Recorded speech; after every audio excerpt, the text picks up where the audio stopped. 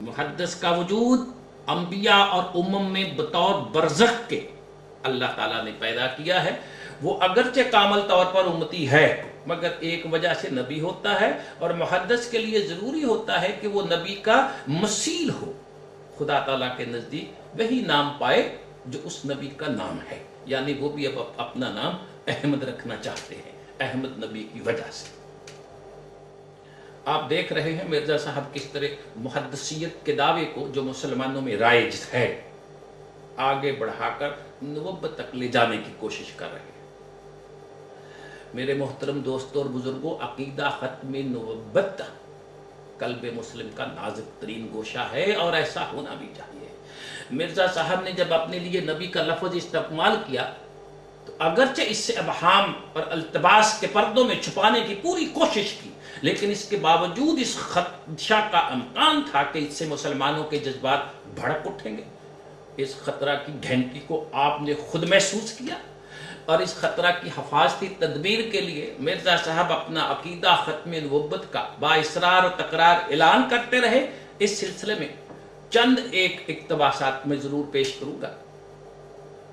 حمامۃ البشریٰ صفحہ 34 میں لکھا ہے کہ تو نہیں جانتا کہ پروردگار رحیم صاحب فضل نے ہمارے نبی صلی اللہ علیہ وسلم کا بغیر کسی استثناء کے خاتم النبیین نام رکھا. ہمارے نبی نے اہل طلب کے لیے اس کی تفسیر اپنے قول النبی بعد میں واضح طور پہ فرما بھی دی.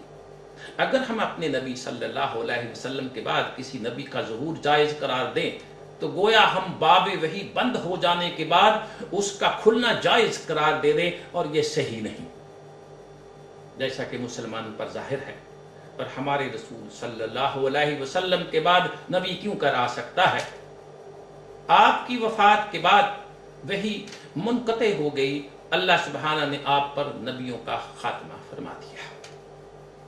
پھر اس کے بعد آپ کتاب البریہ صفحہ 184 اس کے حاشیہ میں لکھتے ہیں حضور صلی اللہ علیہ وسلم نے بار بار فرما دیا تھا کہ میرے بعد کوئی نبی نہیں آئے گا. اور حدیث لبعد النبی ایسی مشہور تھی کہ کسی کو اس کی صحت میں کلام نہ تھا، اور قرآن شریف جس کا لفظ قطعی ہے اپنی آیت لکن رسول اللہ و خاتم النبیین سے بھی اس بات کی تصدیق ہو جاتی ہے. فی الحقیقت ہمارے نبی صلی اللہ علیہ وسلم پر نبوت ختم ہو چکی ہے. پھر آئینہ کمالات اسلام صفحہ 277 میں لکھتے ہیں اللہ کو شایع نہیں کہ خاتم النبیین کے بعد نبی بھیجے، اور نہیں شایع کہ سلسلہ نبوت کو آج سر نو دوبارہ شروع کر دے بعد اس کے کہ اسے قطع کر چکا ہے. بعض احکام قرآن کے منسوخ کر دے اور بعض ان میں بڑھا دے، یہ اللہ کی شان نے. یہ جناب مرزا صاحب لکھتے ہیں کتاب آئینہ کمالات اسلام صفحہ 277 میں. پھر انہوں نے 23 اکتوبر 1891 میں جامعہ مسجد دہلی کے ایک جلسہ میں اپنے ایک تحریری بیان میں فرمایا میں جناب خاتم النبیین صلی اللہ علیہ وسلم کی ختم نبوت کا قائل ہوں. جو شخص ختم نبوت کا منکر ہے اس کو بے دین دائرہ اسلام سے خارج سمجھتا ہوں. پھر دوسرے مقام پر حمامۃ البشریٰ کے صفحہ 96 میں بھی لکھتے ہیں کہ مجھے کب جائز ہے کہ میں نبوت کا دعویٰ کر کے اسلام سے خارج ہو جاؤں، کافروں کی جماعت سے جا ملوں. یہ مرزا صاحب کی کتابیں آج بھی احمدی حضرات ان کے مراکز میں دنیا کے مختلف مقامات پر موجود ہیں. میں حاشا وکلا اپنی طرف سے ایک حوالہ دینا بھی اپنے ایمان کے خلاف سمجھتا ہوں. اور ہم یہ دیکھ رہے ہیں، آپ بھی دیکھ رہے ہیں، مرزا صاحب نے واضح الفاظ میں بار بار کہا کہ حضور نبی اکرم صلی اللہ علیہ وسلم خاتم النبیین ہیں، جس کے معنی یہ ہیں کہ سلسلہ نبوت آپ پر ختم ہو گیا، آپ خدا کے نبیوں میں سے آخری نبی ہیں. لیکن اس کے بعد آپ آگے بڑھے اور کہا کہ اصل میں خاتم النبیین کے معنی آخری نبی نہیں، خاتم کے معنی تو مہر ہیں، اس لیے خاتم النبیین کے معنی ہیں وہ نبی جس کی مہر سے دوسرے نبی بن سکے.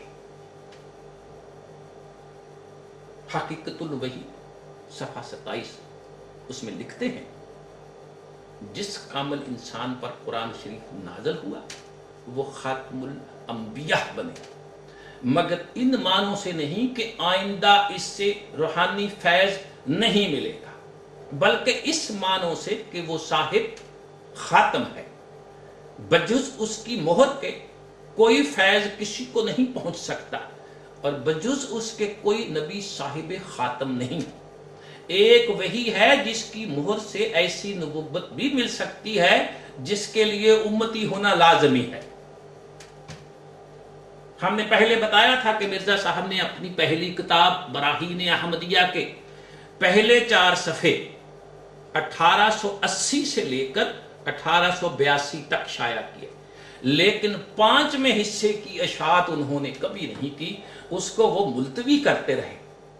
یہ حصہ انہوں نے اپنی عمر کے آخری دنوں میں مرتب کیا اور ان کی وفات 1908 میں ہوتی ہے، اس کے بعد شائع ہوا.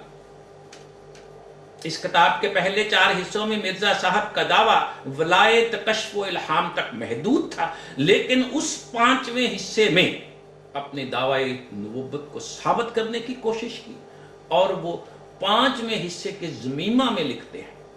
اس کا نام ہے ضمیمہ براہین احمدیہ، حصہ 5 صفحہ 183. اور آن حضرت صلی اللہ علیہ وسلم کو جو خاتم الانبیاء فرمایا گیا ہے، اس کے یہ معنی نہیں کہ آپ کے بعد دروازہ مکالمات و خطابات الہیہ بند ہے. اگر یہ معنی ہوتے تو یہ امت ایک لعنتی امت ہوتی جو شیطان کی طرح ہمیشہ سے خدا تعالیٰ سے دور محجور ہوتی، بلکہ یہ معنی ہے کہ براہ راست خدا سے فیض وحی پانا بند ہے.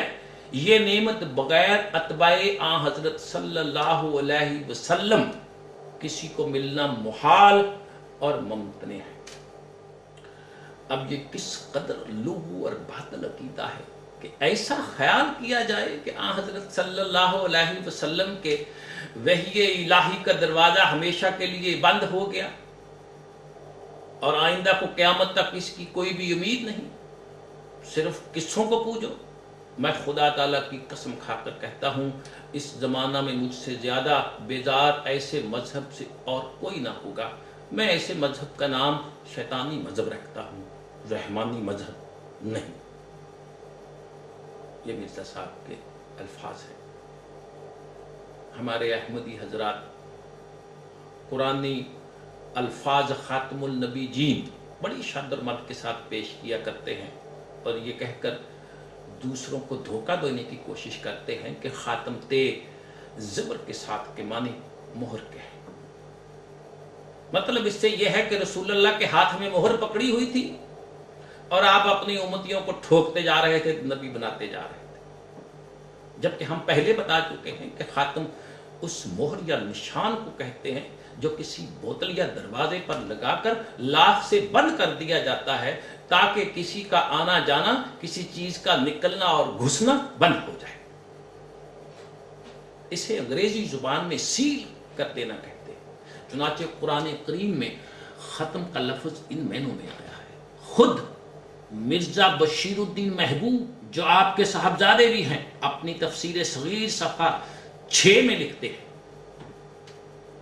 ختم اللہ علی قلوبہم وعلی سمعہم، اللہ نے ان کے دلوں اور کانوں پر مہر کر دی ہے. بہر صورت مرزا صاحب نے پہلے ولایت کشف اور الہام کا دعویٰ کیا، پھر اس کے بعد نبوت کا لفظ استعمال کیا. جب اس کی مخالفت ہوئی کہ اس سے تو عقیدہ ختم نبوت پر زد پڑتی ہے تو انہوں نے با اصرار و تکرار کہا کہ ختم نبوت پر ان کا عقیدہ ہے، میں کب انکار کرتا ہوں. صرف مطلب ہی مختلف لے رہے ہیں ہم لوگ. وہ بھی حضور کو خاتم النبی جین آخری نبی مانتے ہیں، مدعی نبوت کو دائرہ اسلام سے خارج قرار دیتے ہیں. ان کا ایک اشتہار جس کا ابھی تک نام ان کے پاس ہے غلطی کا ازالہ اور تبلیغ رسالت، یہ کتاب ہے، اس کی جلد 2 مرزا صاحب کے اپنے الفاظ ہیں، غرض خاتم النبیین کا لفظ ایک ایسی مہر ہے جو آن حضرت صلی اللہ علیہ وسلم کی نبوت پر لگ گئی ہے۔ اب ممکن نہیں کہ کبھی یہ مہر ٹوٹ جائے۔ ہاں یہ ممکن ہے کہ آن حضرت ایک دفعہ بلکہ 1000 دفعہ دنیا میں بروزی رنگ میں آ جائیں، بروزی رنگ میں اور کمالات کے ساتھ اپنی نبوت کا اظہار کریں۔ پھر دوسری جگہ چشمہ معرفت صفحہ 324 لکھتے ہیں، خدا تعالیٰ نے ابتدا سے ارادہ کیا تھا کہ آن حضرت کے کمالات متعدد بار اظہار اور اثبات کے ساتھ کسی شخص کو آن جناب کی پیروی اور مطابعت کی وجہ سے وہ مرتبہ کثرت مکالمات اور مخاطبات الہیہ بخشے گا جو اس کے وجود میں عکسی طور پر نبوت کا رنگ پیدا کر دے گا۔ سو اس طرح خدا نے میرا نام نبی رکھا، یعنی نبوت محمدیہ میرے آئینہ نفس میں منعکس ہو گئی، اور ذلی طور پر نہ کہ اصلی طور پر مجھے یہ نام دیا گیا تاکہ آن حضور کے فیوز کا کامل نمونہ ٹھہرے۔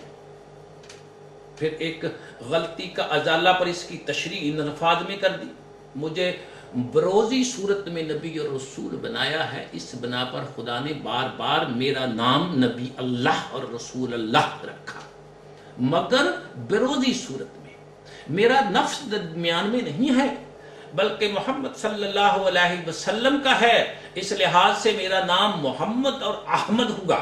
پس نبوت اور رسالت کسی دوسرے کے پاس نہیں گئی، محمد کی چیز محمد کے پاس رہی علیہ الصلوۃ والسلام۔ کتاب میں آج بھی دیکھا ہے۔ آگے بڑھنے سے پہلے اتنا سمجھ لینا میرے مسلمان بہن بھائیوں، دوستوں اور بزرگوں، ضروری ہے کہ ذلی اور بروزی، عکسی، حلولی وغیرہ یہ سب الفاظ ہیں۔ اس قسم کے تصورات نہ قرآن میں ملتے ہیں، نہ قرآن کی کسی آیت میں موجود ہیں، نہ حدیث میں ہیں، نہ ہی صدر اول کے لٹریچر میں ان کا کہیں پتہ چلتا ہے۔ یہ تمام تصورات مجوسیوں کے تھے، ان کے ہاں سے ہمارے ہاں تصوف میں آئے، وہاں سے مرزا صاحب نے اخذ کیے۔ اس کی شہادت خود مرزا صاحب کے متبعین کے ہاں سے ملتی ہے۔ احمدیوں کی لاہوری شاخ کے ترجمان پیغام صلح، اس کی 11 جولائی 1973 کی جلد میں اس کی اشاعت میں ایک مکالمہ درج ہے جس میں لکھا ہے کہ آپ حضور مرزا صاحب کی تحریرات میں جو اصطلاحات پائی جاتی ہیں جن سے اپنوں اور بیگانوں کو ٹھوکر لگی ہے کہ آپ کو دعوی نبوت ہے، آپ کو مدعی نبوت سمجھنے لگے ہیں، جیسے کہ ذلی نبی، بروزی نبی، امتی نبی، غیر تشریحی نبی، فناء الرسول، مجازی نبی، تو اس کے متعلق سمجھنے والی بات یہ ہے کہ یہ اصطلاحات کہاں سے لی گئی ہیں اور ان کے معنی کیا ہے۔ اب ظاہر ہے ان اصطلاحات کا قرآن مجید، احادیث میں کوئی ذکر نہیں۔ آن حضرت کے 400-500 سال بعد تک ہمیں ان کا وجود نظر نہیں آتا، لیکن جب ہم تاریخ اسلام کی ورق گردانی کرتے ہیں تو پتہ چلتا ہے کہ یہ اصطلاحات صوفیاء اکرام نے وضع کی ہیں۔ یہ پیغام صلح کی 11 جولائی 1973 کی اشاعت میں لکھا ہوا ہے۔ اب ذرا آگے بڑھتے ہیں، آگے چلتے ہیں، بعد میں دیکھیں گے ٹھوکر کس کس کو لگی ہے۔ سر دست صرف اتنا دیکھیے کہ ایک شخص کا دعویٰ یہ ہے کہ خدا کی طرف سے اسے وحی ملتی ہے، اس کے خدا سے مکالمات ہوتے ہیں، اور اس کے دعویٰ کی بنیاد وحی پر ہے، لیکن وہ شخص یہ دعویٰ کرتا ہے کہ ان کی بنیاد مجوسی نظریات پر ہے جو کہ قرآن کے خلاف ہے۔ اب دیکھیے کہ ہمارے ہاں کا تصوف مدعیان نبوت کے لیے کس طرح راستہ سیدھا کرتا ہے۔